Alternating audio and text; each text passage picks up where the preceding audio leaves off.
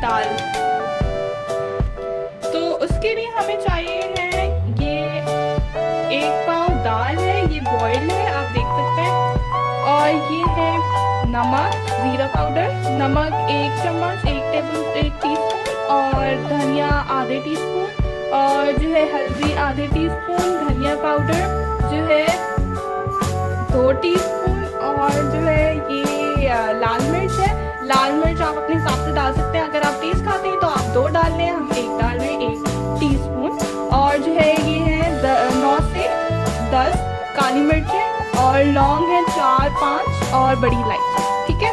और जो है ये है दही 1 कप तकरीबन, ठीक है। ये है टमाटर 2 छोटे, और ये है हमारे पास क्या कहते हैं अदरक लहसुन का पेस्ट 2 टेबलस्पून, ठीक है। फिर ये है क्या कहते हैं हरा धनिया ऊपर गार्निशिंग के लिए चाहिए होगा हमें। और जो है इसमें हरी मिर्च डलेंगी 2 से 3 है ऊपर गार्निशिंग के लिए, एंड अंदर भी डलेंगी। और ये है अदरक, और ये है क्या कहते हैं नींबू भी ऊपर से डलेगा। ये है हमारे पास हींग,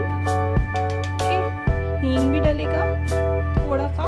और ये है प्याज तकरीबन आप देख सकते हैं इतनी, 2 बड़ी प्याज और 1 छोटी प्याज, ठीक है। ये टोटल इंग्रेडिएंट्स हैं हमें उसमें प्याजी दाल के लिए चाहिए होंगे। तो आइए देखते हैं कि ये किस तरह से बनती है।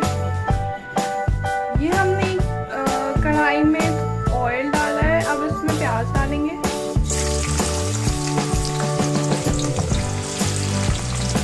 ये हमने इसमें प्याज ऐड कर दिए हैं, अब इसको हल्का सा फ्राई करेंगे, मतलब जब तक ये सॉफ्ट नहीं होते तब तक इसको फ्राई करेंगे।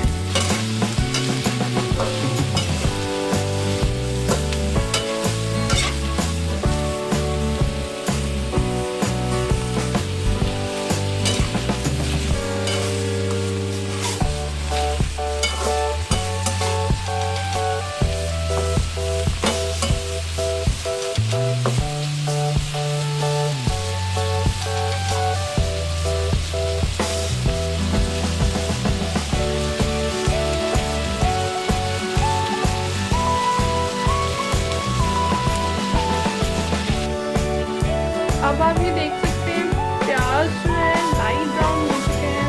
आपने इसको इस तरह वाले शेड में लाना है, पिंक नहीं रखना, बिल्कुल भी वाइट नहीं होने चाहिए, अच्छे ब्राउन होने चाहिए, ज़्यादा ब्राउन भी नहीं होने चाहिए, दरमियाने मुनासिब, कुछ इस तरह जैसा आप देख सकते हैं।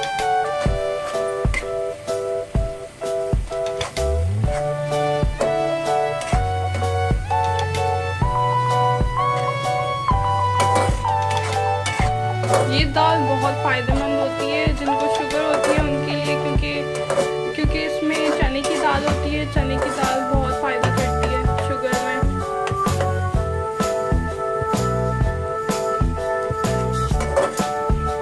और जिनको अगर ये दाल बादी करती है उसके लिए हम इसमें अदरक डाल रहे हैं और हींग डाल रहे हैं, तो वो बादी नहीं करेगी फिर। अब ये जो प्याज हो चुके हैं तो अब इसको हम निकाल लेंगे।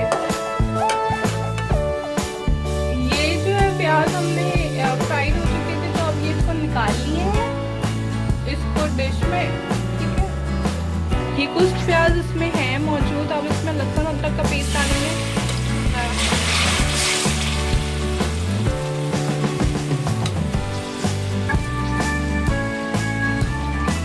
फिर पानी ऐड करेंगे थोड़ा सा। अब मसाले जितने भी सारे बताए थे, नमक, लाल मिर्च, धनिया पाउडर, जीरा पाउडर, हल्दी और गरम मसाला, अब ये सारे मसाले चले गए हैं इसके अंदर। अब इसको अच्छी तरह से मिलाएंगे, भूनेंगे। देन फिर दाल ऐड होगी, टमाटर और बाकी सारे इंग्रेडिएंट्स, ओके। थोड़े से प्याज हमने इसमें छोड़ दिए थे, बाकी तमाम प्याज हमने उसको निकाल लिए थे। अगर प्याज इसमें हम छोड़ देते वो सारे पूरा सालन की तरह बन जाता। हमें इसको खड़ा खड़ा रखना था, तो इसलिए हमने प्याज को निकाल लिया। अब इसमें ऐड करेंगे हम हींग। हींग अगर आपके पास नहीं भी हो, ठीक है, अगर हींग नहीं भी हो आपके पास तो आप उसको छोड़ दें, कोई मसला नहीं है। हींग के बगैर भी उतनी ही अच्छी बनेगी, बट हींग अगर होगा तो उसका मज़ा दोबाला हो जाएगा। तो अब ये मसाला भुन चुका है। अब इसमें हम ऐड करेंगे टमाटर। 2 स्मॉल साइज के टमाटर थे।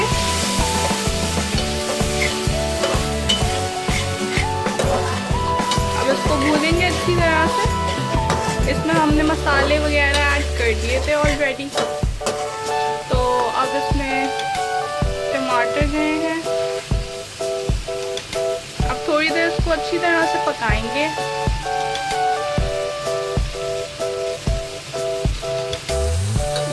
अब इसमें दाल ऐड करेंगे। ये अच्छी तरह से हो गए। टमाटर भी आप देख सकते हैं, टमाटर भी अब ज़्यादा प्रोमिनेंट नहीं है मसाले में, तो मतलब हम इसमें एडिशन कर सकते हैं आगे। तो अब हम इसमें दाल ऐड करेंगे। हमने इसमें दाल ऐड कर दी है। अब इसको मिलाएंगे, अच्छी तरह से मिक्स कर देंगे। ये बहुत टेस्टी दाल बनती है। ये बिल्कुल कीमे की तरह होती है। इसको हम 5 मिनट तक भूनेंगे अच्छी तरह से। फिर हम इसमें दही ऐड करेंगे, प्याज ऐड करेंगे। उसके बाद फिर गार्निशिंग के लिए हम हरा धनिया, हरी मिर्चें वगैरह ऐड कर देंगे। अब जी ये दाल हमने 5 मिनट तक भून ली है। अब इसमें दही और प्याज वगैरह सारे रिमेनिंग इंग्रेडिएंट्स हम ऐड कर देंगे। देखें आप लोग कि हमने इसमें प्याज और दही और हरी मिर्चें ऐड कर दी हैं। हरी मिर्चें बहुत कम रखी हैं क्योंकि ये ऊपर से ज़्यादा अच्छी लगती है। अगर आप चाहें तो डबल कर सकते हैं इसकी क्वांटिटी अंदर भी। अगर आप बहुत तेज़ मिर्चें खाना पसंद करते हैं तो बेशक आप इसमें लाल मिर्च भी ज़्यादा डाल सकते हैं और ये हरी मिर्चें भी ज़्यादा ऐड कर सकते हैं। इससे बेशक टेस्ट और अच्छा होगा, मज़ीद से मज़ीद अच्छा हो जाएगा। It's up to you totally. ये देखिए दाल जो है अब कुछ इस तरह से लग रही है। इसको थोड़ी सी देर पकाएंगे, उसके बाद फिर हम इसको भून लेंगे। हमने इस दाल में प्याज और दही और लाल मिर्च, हरी मिर्च वगैरह डाली थी। अब देखिए इसमें ऑयल आ गया है, तो मतलब ये पक चुकी है। जब ऑयल बाहर आ जाएगा, जब दाल ऑयल छोड़ देगी, तो फिर हम समझ आएंगे कि हमारी दाल पक चुकी है। तो अब बस अब इसको डिश आउट करके प्रेजेंट करते हैं।